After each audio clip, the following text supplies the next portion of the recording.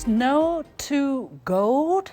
According to China Tourism Academy, China's ice and snow economy surpassed 1 trillion yuan, or about 140 billion US dollars in 2025, nearly 4 times its size just 10 years ago.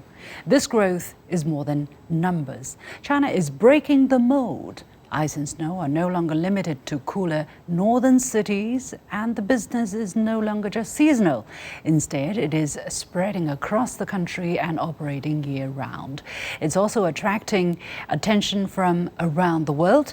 International visitors are coming in and in growing numbers, drawn to winter entertainment, cultural experiences, and global sports competitions. What has fueled this growth? How has seasonal snow been turned into lasting momentum, and why does it appeal to foreign visitors? Welcome to this special winter edition of The Point with me, Liu Xin, an opinion show coming to you from the Chinese capital. I'm pleased to be joined from Beijing by Liu Xu from the National Academy of Development and Strategy of Renmin University of China, from Hokkaido, Japan by Justin Downs, President of Access Leisure Management, from Barcelona, Spain by Cynthia Corona, a social media influencer, and from Beijing by Paul Dong, co-founder of EI Asia Limited. The warmest welcome to all of you. And let's talk about ice and snow. And I want to start with Cynthia, because you have made social media videos about China's ice and snow economy. Tell us a bit where you go, what you experienced, and what's special about snow and ice in China. Well, I'm a fan of China. I'm a lover of the country. I think every city has its own character. And for me, Harbin didn't disappoint me. I think impressed me and contrary. And especially because it has so many things to offer. We can go to ski. There is the ice and snow world. And I think for everyone looking for a different experience is something very impressive to see.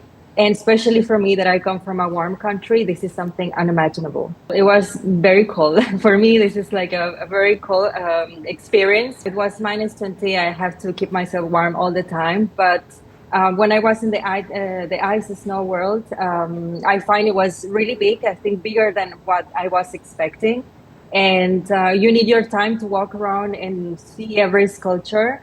And I think as well around the city, there are so many things to see. So when I was thinking about Harbin, I didn't expect to have so many options and so many activities and experiences. I want to hear more in just a moment, but let me go to Justin. You were in China, very much involved with winter sports and the business, but now you have moved to Japan. But have you been observing the changes in China in terms of ice and snow as an economy? And tell us what you found. Look, there's no question the Chinese snow and ice economy is booming. I mean, it is very soon going to be the largest, say, winter sport nation in the world as far as participation and all, infrastructure, all of these types of things. So while it's still very much a domestic focused market, the uptake and the retention of people getting involved in winter sports is very strong. And that's been largely driven by government incentives and government programming and promotions to encourage people to do it. And this, even though the Olympics are now 3 years or 2 years past at least, this push for people to get involved in the sport continues to grow. It continues to develop, and it's going to be significant and meaningful for the whole world, actually, as China's winter sport community grows. Paul, help us understand how special is this idea of ice and snow economy, because we didn't really have this concept a couple of years ago, haven't we? But it seems that more and more, especially over the past 3-4 years, I would say this term is very much on the lips of a lot of people. And it seems that the cold northern cities, China is very big, by the way, for those who do not know China. There are very cold northern areas and very warm southern areas which are tropical year long. But in the northern areas in Harbin, for instance, the 3 provinces cities in northeastern China. Winter can be very punishing, and yet it seems there has been a craze. There's been a newfound love for this kind of extreme coldness. What has happened exactly? Liu Xin, you and Justin just mentioned the size of the country, and I mean, for such a vast country, a huge population, obviously abundant winter sports resources and other natural resources, that leaves a huge room for imagination, even for people like me who are kind of afraid to go to that freezing places. But I mean, economically, yes, indeed, it has the huge potential to do something. I mean, China over the last few decades have been undergoing, very dramatic and fundamental changes, and anything from this decade to the next one can be very, very different. And that leaves, the population very, very open to new ideas. I mean, about 10 years ago, when China decided to give it a try to bid for the Winter Olympics, and then 8 years ago, China won that bid, and that decided that China will press ahead for preparation, and also with a huge promise to the world. I mean, from the International Olympic Committee to other sporting organizations in the entire world, that China may not only contribute the infrastructure and also the organizational skills and efforts to put together the great games in 2022, but even more significantly, maybe as many as 300 million people would fancy to try some winter sports, relatively, alien or unknown to them before. And I think from that time on, about a decade ago, I think people are starting to imagine what would really happen. But undeniably, what we are seeing now is still significantly far beyond our prior or the original imagination. I think, besides the size of the country, its economic prowess, as well as all those lifestyle changes put together, I mean, technological development in the country has significantly freed people's time. I mean, from little kids, they have less pressure, studying at school. They have more time to practice athletically. And also for their parents, they also find themselves with more time to spend with their kids, and they need to kill time. And they need to find something different and fascinating. And a lot of new sporting ideas come to their mind, and they're significantly influenced by their peers. I mean, other people influenced on the internet. And then if you smartly, like Harbin did, to do something marketing online to attract people, and the idea became reality when you are afraid of the cold weather, and when you see millions of people still, dare to live in that environment, and you kind of try to be among them and see how that will actually fare out, and they turn out to be, quite feasible, and you do survive, and you also enjoy the fascinating excitement of the crowd. There's something extraordinarily exciting about playing in ice and snow. I mean, I'm a southerner, okay? I didn't grow up with snow and ice, but I can certainly feel that vibe, especially when it's extreme cold, but then you have a steaming meal, or where you can do exercise. I'm not a great skier either. I'm afraid of injuring myself.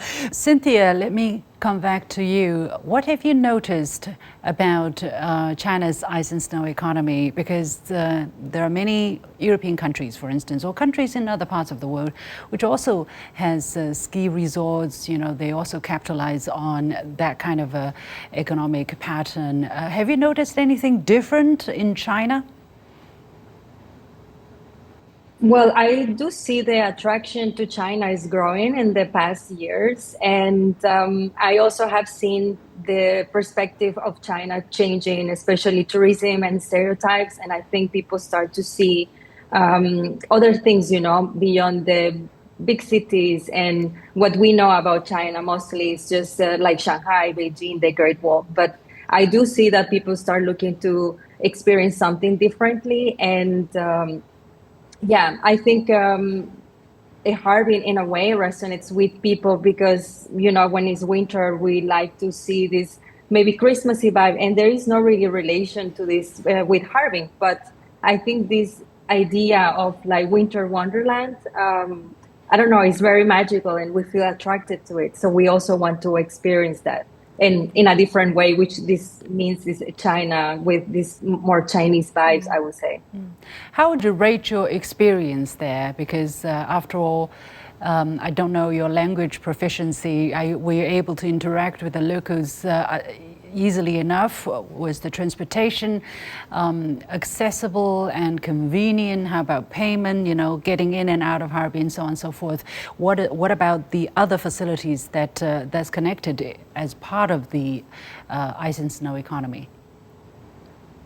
Well, I consider myself a travel expert, China travel expert. So I think for me it's not very complicated, and I think my language is okay. It's not too bad, so I can interact a little bit. But if I look into, or if I put myself in a situation of somebody that doesn't speak Chinese, I think it's very easy. Just like, for example, using the apps, you can easily book a taxi or just go to the metro. I don't think it's too complicated, to be honest. And yeah, just experience the city by yourself by walk is also very easy. Are there other foreign visitors? Have you noticed an increasing number of international visitors coming to enjoy China's Ice and Snow Festival over the years? Oh, yes, and especially on social media, you can see a lot of people from the West going to experience, especially it's the ice and snow world, I think. And I don't see that many people still knows that China has a lot of ski resorts like in that area. And I do see that people start trying to learn more about it.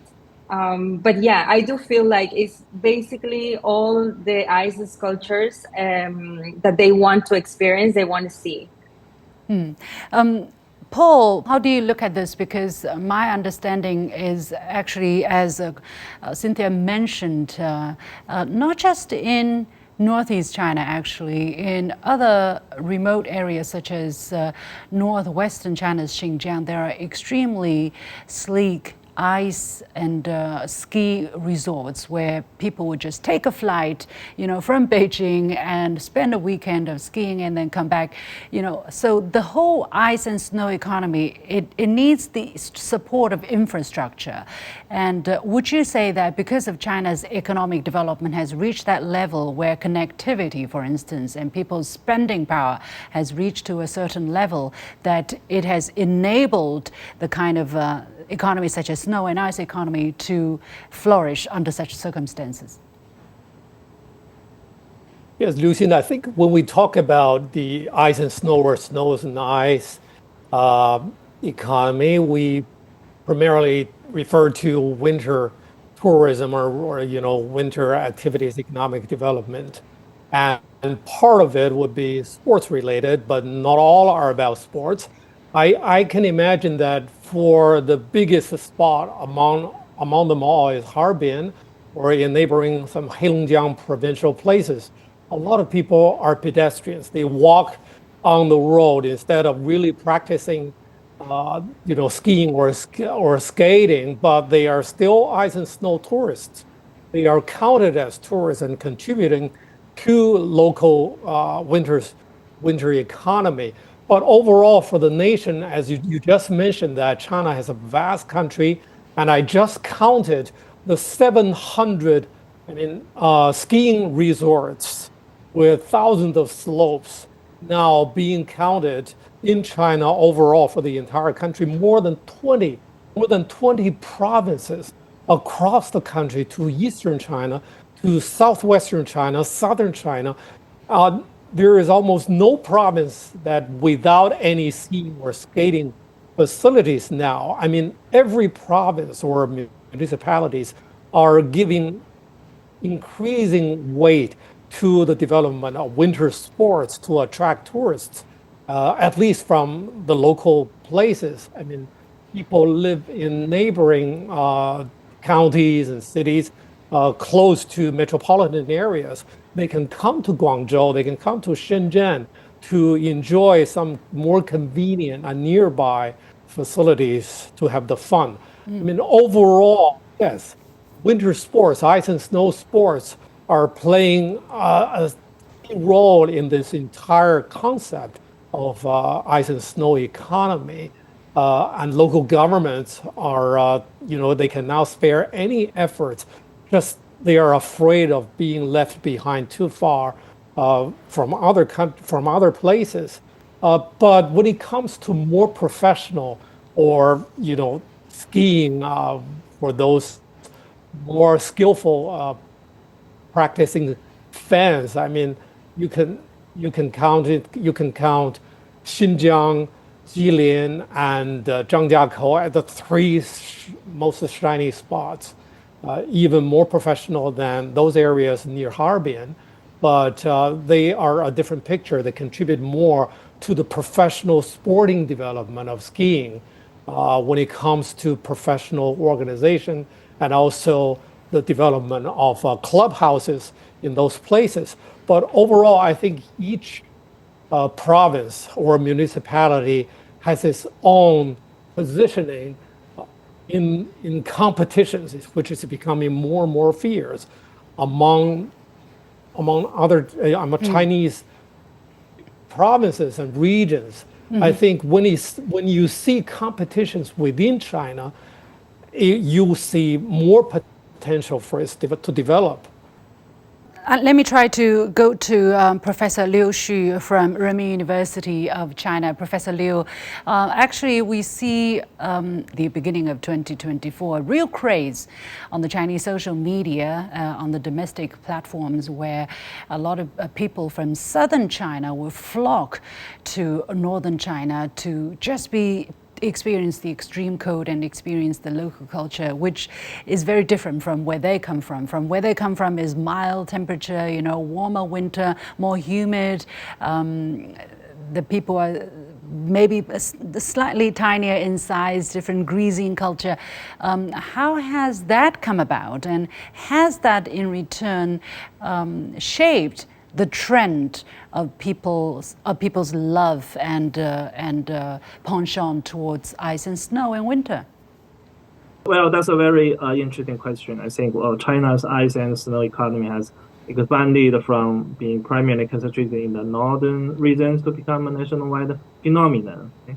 A particularly rapid growth in eastern and southern areas. This shift is driven by the spread of consumer demand, the technological breakthrough on the supply side, and innovative industry integration. First, nationwide spread of consumer demand is the fundamental driving force. In the southern regions, ice and snow activity carries strong novelty and emotional genius, and sustained demand provide a solid market foundation for the southward expansion of the industry. Second, I think technology advance has overcome climate constraint. The maturation of artificial snowmaking, climate controlling indoor venues, and the digital operation system has freed ice and snow projects. Do you also enjoy going on the ice and snow? Yeah. When I think there are some very interesting places in Beijing and also in the northeast China. Okay, because yes, I was born in the northeast China. Okay, but when I was a boy, this is still not very popular about the snowing sports. Okay, but now I think this is already a boom, nationwide boom. Indeed, a nationwide boom. That's why we're trying to understand this. Justin, let me go to you. You talked a little bit about, witnessing the changes in China's ice and snow economy from, sports-related interest to now very much a nationwide boom. How did China make it happen so effectively? Because you were talking about government incentives, government planning, and of course, the incentives are well received by the enterprises, by the consumers. But exactly how did it work so well, so fast? Is there anything to be taken away for other countries who may be, trying to emulate how China spur a particular set of its economy? As has already been said earlier, government policy really has been the major catalyst, and the Olympic Games was the Olympic Games was actually used as a platform, not as a finish line, because China was still relatively immature as an industry, as a ski industry, before the Olympics were announced. So China used that as a springboard, as a platform to expose winter sport to everybody. So the policies that have been brought on to stimulate interest, as are well known, the 300 million people, let's get those people. But it's how to keep them engaged in the sport and grow that from a base. So the policies that the government is introduced it looks at the whole value chain. It's not just how to get people to go skiing or to go ice skating. It's the resorts themselves, it's equipment, it's training, it's tourism, it's events. It's the whole ecosystem of winter sport. So policies the government is bringing in, it's really about stimulating interest and activating the entire population. So, after the Olympic Games, obviously there's always about legacy. So it's how to repurpose the venues, not just for elite athletes. It's how to expose it to the mainstream public. So how to use it for training, for other international events. So they quickly just moved from elite athletes into mass participation.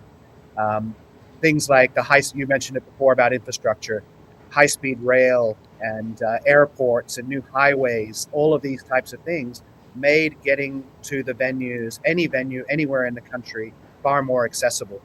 So I think that kind of the key things that China has done, both from a policy perspective, whether it's tax incentives, things like this, but also things like focusing on grassroots sports, getting the school-age children engaged, incentivizing the school system to get children involved with winter sport, making as was mentioned by Paul, about the urban ski resort development, the indoor developments in Guangdong and in Hubei and Hunan and these types of places, having 700 million people below in the bottom half of the country that will never see snow, getting those people excited as a first taste has been critical to the growth and the development and the retention of people in northern China. And then those people will then go from south to north to overseas, and that becomes a global magnification of what's been going on in winter sport in China. So it's all about kind of everyday accessibility. So making it affordable, making it safe,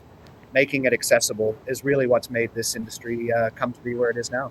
And mobilization as well, right? I mean, from the top down on social media, from the leadership, there was the Harbin Winter Games as well, where I was participating as well, in a different capacity as an announcer for the opening ceremony. I could see the top down and bottom up approach kind of, working together. Let me go back to Cynthia. You have traveled in China. You said you are a Mexican woman touched by China, using this opportunity really not just about ice and snow economy, but tell our viewers what you have seen in China and what is the biggest takeaway you can share with them at this moment, given the kind of information people talk about before they come to China. I mean, I think people doesn't really imagine what China has to offer. I think it's what I mentioned, that many people knows the big cities, but right now I think with the help of social media, people start seeing, what China has to offer. And I think it's having a diversity of experiences, and culturally is so rich. I have been in a lot of places around China, so I have seen different landscapes, and people are also very friendly, and you can see almost everything. The country is just huge, from futuristic cities to ancient towns, mountains, rivers. There is a big desert, and I mean, sculptures, ice sculptures, sorry, now for winter. So I think the only problem we have is that we don't have enough time to see it all. So we need just more vacation to explore it. But I do see that this perspective of China is changing, and foreigners start seeing that it's not just Shanghai or Beijing. There is more things to see, and we just need more time to see it all.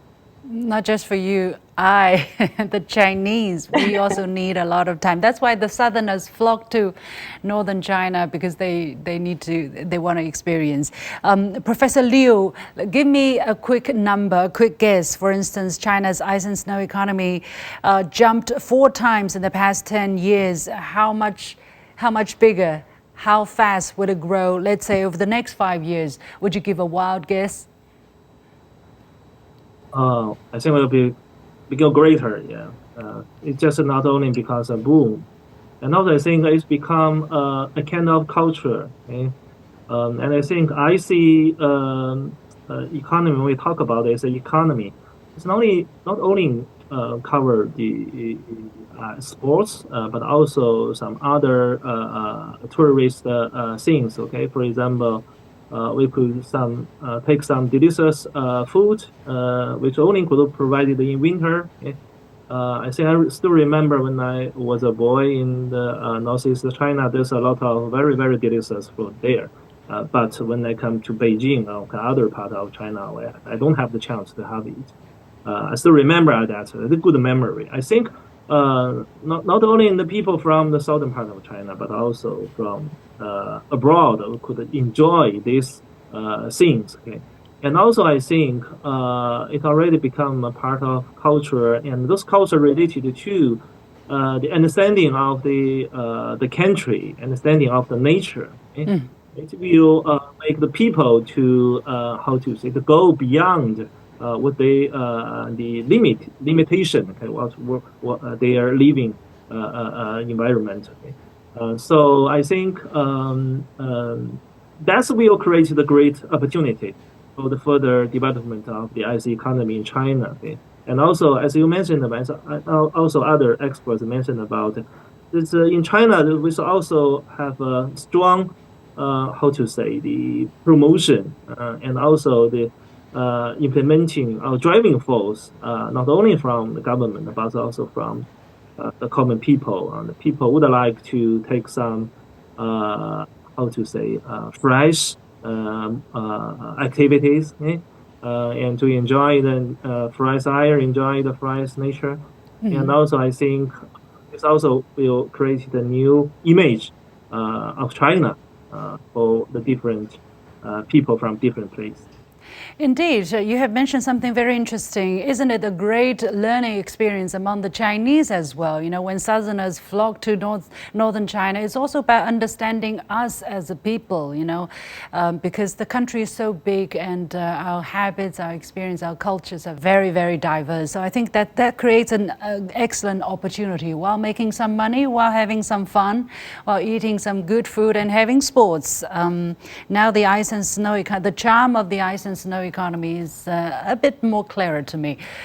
Of course, we have to leave it there. It's a big topic. Many thanks to my 4 guests. Cynthia Corona, social media influencer, joining us from Barcelona, Spain.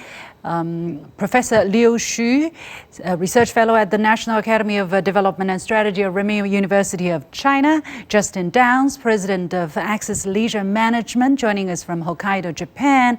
And last but not least, dear Paul Dong, co-founder of EI Asia Limited. Thank you so much and have a great winter. And with that, we come to the end of this special edition of The Point with me, Liu Xin. As always, you can follow me on Facebook and X using the handle Liu Xin in Beijing. On behalf of the whole team, thank you for watching. You've got the point.